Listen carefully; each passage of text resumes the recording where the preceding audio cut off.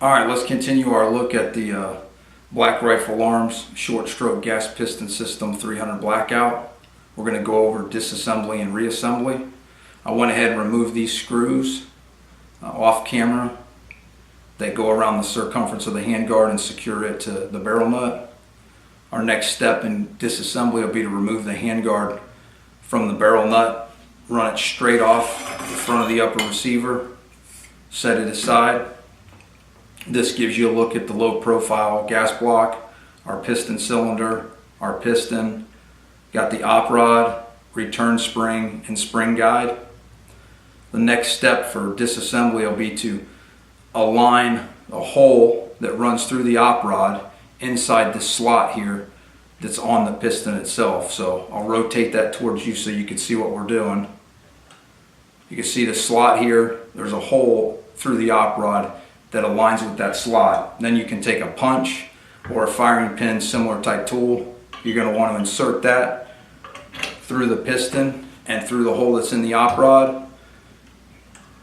Then you're going to go ahead and just pull back on the op rod itself, lift it up over the top of the piston. Then you can remove it, pull it clear out the top, set it aside. Then you just pull the piston free of the piston cylinder. And that's all there is to disassembly. For reassembly, just reverse the order. You're going to put your piston back in. Going to put your op rod back in. Easiest way to do it is just to run your tool back through the hole in the op rod, pull straight back, drop it in place, and that's it. It fixes it inside the piston, holds it securely. Then you just return your handguard back over the front. You'll align it up with your screw holes, fix your screws back in place. That's all there is to disassembly and reassembly. Now we'll take a look at the bolt carrier. Alright, so let's take a look at the bolt carrier now. You notice right away, you can pick up on the finish that's on it here. We've got a nickel boron finish on the bolt carrier. That finish was chosen because of its lubricity and the ease at which you can clean it. It's extremely easy to keep clean on this carrier, seeing as how it's a short stroke gas piston setup. You don't get those hot gases blowing back into the action and drying out the lubricant and just leaving fouling and carbon behind. So that makes it super easy to maintain. The feature that stands out right away, of course, that makes it different from any other carrier on the market is this polymer based material we have here at the rear of our carrier.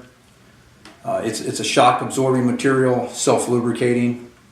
It makes it extremely slick in the upper receiver. It protects the aluminum receiver and your aluminum receiver extension from wear. You don't have the hardened steel carrier wearing inside your upper receiver or into your receiver extension like you would if the carrier was all steel. You'll notice at the bottom of the carrier here we have this area here's a little bit larger. It helps keep the carrier in line in the upper receiver, traveling straight rearward instead of allowing it to dip down, referred to as carrier tilt. This eliminates that, and it also eliminates the wear associated with piston operated ARs by having this polymer based material in here. It completely isolates the hardened steel carrier from the aluminum receiver and receiver extension. You'll also notice with an all steel carrier on a buffer, you'll notice you get that circular wear pattern around here where the steel carrier wears on your buffer.